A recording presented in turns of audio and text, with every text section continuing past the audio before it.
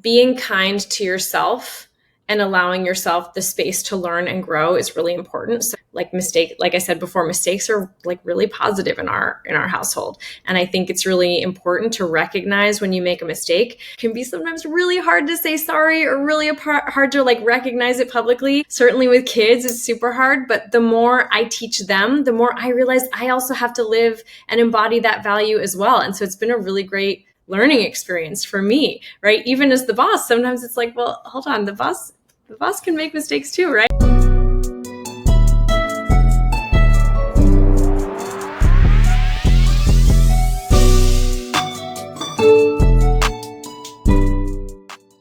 Welcome back to another episode of Why Y'all Working. I'm one of your hosts, Alaire Jameson. I'm Michael Ogusanya. And today we have a very special guest, Courtney Matson here, and she is the managing partner at Broad Branch Advisors, a strategic advisory firm trusted by global executives, private equity leaders, and Fortune 500 teams. With her career has been rooted in leadership and development, honed in high-stakes boardrooms. So she brings a very rare mix of analytical clarity and human insight to the complex decisions shaping today's business landscape. In this conversation, we hope to unpack the mindset behind executive strategy, the discipline required to maintain excellence, and the personal philosophy that powers her influence across all of these different industries. So thank you, Courtney, for joining us today on Why Y'all Working. We love having you here. Thanks so much, Alaire and Michael. Glad to be here. Yeah, and with that being said, let's just get straight into it. Courtney, why do you work and what does that mean to you?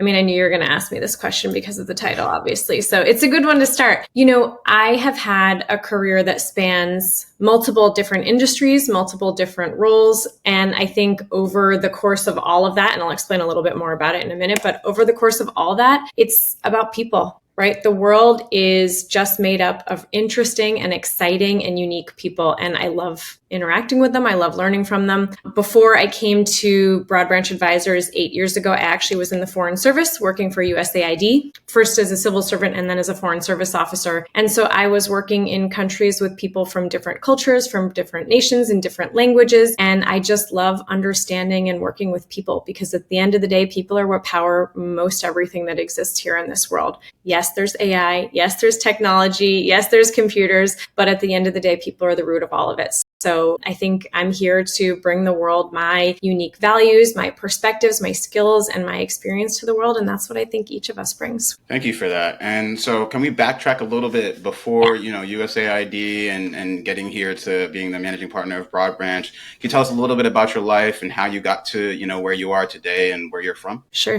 So I'm originally a Jersey girl, born and raised in New Jersey, grew up there and went to college in Vermont at Middlebury College. And I think sort of the process of going from a suburban middle-class lifestyle to a really remote rural place that was super cold. I am a skier, by the way, but it was a great experience to kind of meet and connect with people and pursue my passion. So I went to Middlebury. I studied Chinese and global studies. So international relations was kind of the core focus there. And I knew I wanted to work overseas. That was kind of the first thing that came up. So I went to China after I graduated, did some work there, did a research fellowship there, and said, I need to work in international development because that's where my passion really is. I had a global health background, so I was really focused on health there. But I joined USAID first on the civil servant side as actually a contractor in the civil service, working for the Office of Afghanistan-Pakistan Affairs, then helping to start up the Office of Science and Technology. And then I worked in digital development. So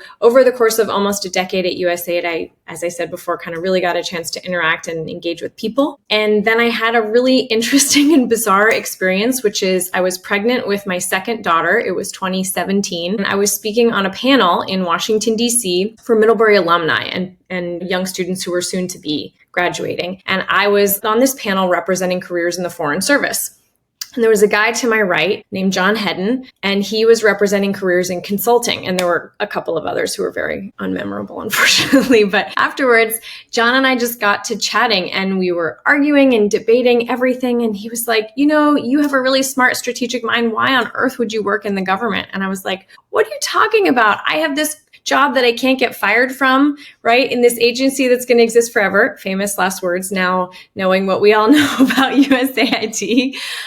So I feel like I have to sort of say something there about it. But over the course of the next 6 months, he and I had lunch and we had coffee a few times. And he just sort of wore me down and convinced me that I really should try stepping out of my comfort zone and into something new. So in October of 2017, I left this career government job that I thought I couldn't get fired from to go start in at this tiny little, I think it was an 8-person at the time, strategy consulting firm. I had no idea what I was doing. I had no business experience, but I knew I just kind of wanted to try something different. And I sort of said to myself, if I don't do it now, when the heck am I going to do it? And remember, I was pregnant. So I started this job 7 months pregnant, and they were like, can we put her on a project? And I was like, well, probably not, because I'm probably going to give birth in the next 2 months. What's your maternity leave policy? They didn't have one, but I helped them create one. And the rest is sort of history. So I joined for 2 months, went on maternity leave for 10 weeks after that, and then came back and really started to sort of figure out what this whole consulting business is all about. And the rest is sort of history. So of course, the story I should share, just in case it's not public for everyone, is about a month ago, I completed the purchase of Broad Branch Advisors with 3 others. So a managed buyout from John Hedden and the other founder, Matt Polak. So I now, almost 8 years later, not only run this business that I've grown and built my reputation in, but I also own it. Congrats for that. I don't think that a lot of people get that full circle moment for you, especially when you switch, I guess, pathways in your career and, go from being a government employee to government contractor to employee to now being in the private sector and working with a whole bunch of different global companies. And I think that it's really important to notate that you being a woman entrepreneur in your field, or at least like a woman career professional in your field, to switching where you were going, how you were going, but even navigating that through a tough time like giving birth and having children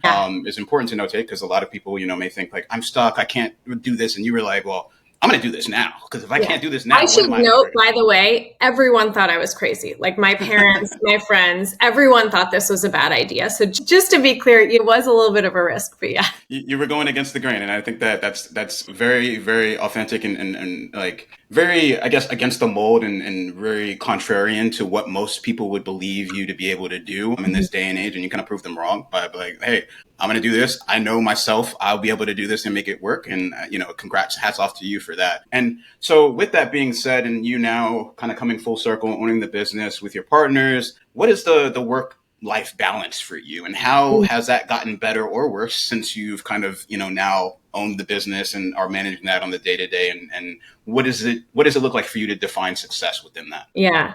It's such a good question.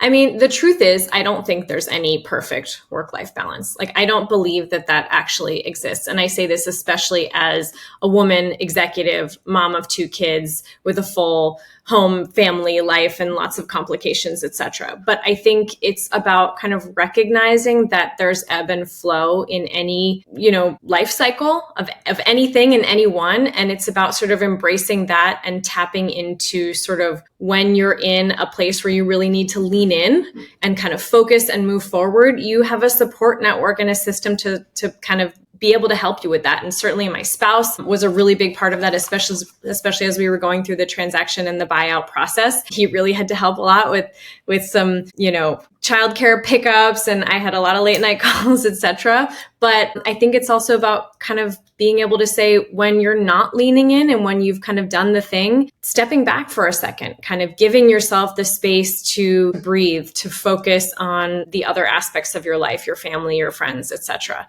And so for me, I think it's about kind of balancing and embracing that it's not going to be about perfection. It's just going to be about being able to be kind of agile and nimble in that process and adjust when you can. And it's such a cool idea from you firing yourself to you being, the person representing so many employees in such a large group. How do you feel like and I know you mentioned upbringing, but down from being in Jersey, were you South Jersey, East Jersey? South Jersey, yeah. Say it again? Central Jersey. Central Jersey, nice. So I'm not going to say any. I lived in what's called Teaneck, growing up. So I don't think that was that far. But do you feel like that upbringing, tell us about your parents. How did this level of grit and just, I don't care what people say, I'm going to do what I want to do has, kind of empowered you? It's such a good question, Michael. So I should share that I'm an only child. And so I really had this interesting upbringing. My dad was a psychotherapist and my mom was a teacher, a special ed teacher in a public school in my neighborhood. And so, they were very much of this sort of like my dad's mindset was like, you got to do it. You got to lean in. You got to build it for yourself because no one's going to give it to you. And they came from sort of very humble roots. They made it themselves. They paid their way through college, et cetera, et cetera. And my mom was much more sort of like, how can we support and give you what you need? And so that balance of kind of having those two sort of ends of the spectrum, I think created a me that was very much in the middle. Right. So I think about my dad's guidance and leadership as really driving some of that strong, sturdy, sometimes a little headstrong approach to leadership. And I think what's given me some of those chops. And then my mom's kind of softer, more supportive approach that kind of creates that people-centric version of what I think is a really important aspect of my leadership, which is like people matter, right?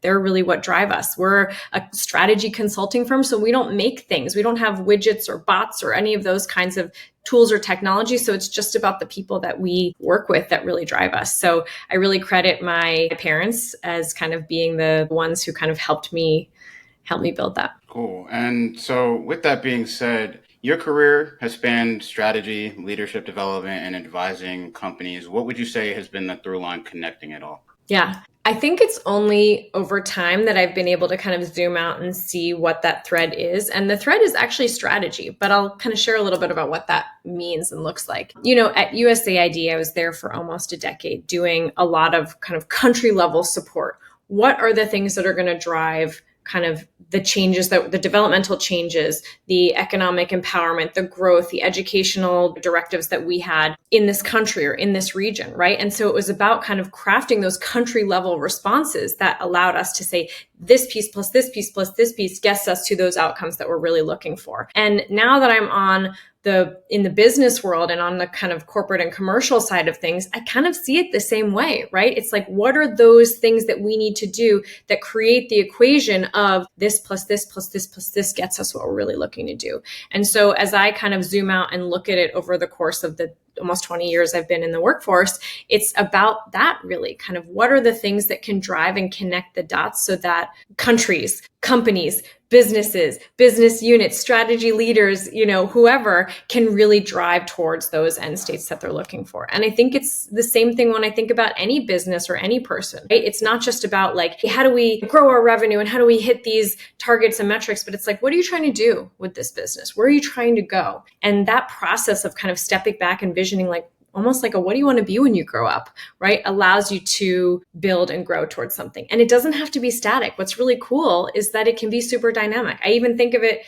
for myself as a person, like what's my strategic objectives here as a person in the world? And it doesn't necessarily have to be, this one singular thing, right? I want to be a doctor. I want to be a millionaire. I want to be a this or that. It can change and we're dynamic people, so we can adjust that. But it's about kind of setting those goals and those targets and then saying, how do I live to that? How do I grow into that? What are the tools, the people, the support that I need to get there? So I would say strategy. Thank you for that. That's a very poignant answer. And I think it's also important to note that like you've kind of went from, advising countries, if you will, to advising people on and giving them the level of support that they need in order to get the resources, get the tools, or at least imagine the possibility of being able to do that with the strategy that you've been able to create and craft through your experiences over that long time. And so with you now being a leader, what are some things that you've had to unlearn to be able to evolve to where you are today? Oh, that's such a good one. Okay, I'm just going to put it out there. Perfection.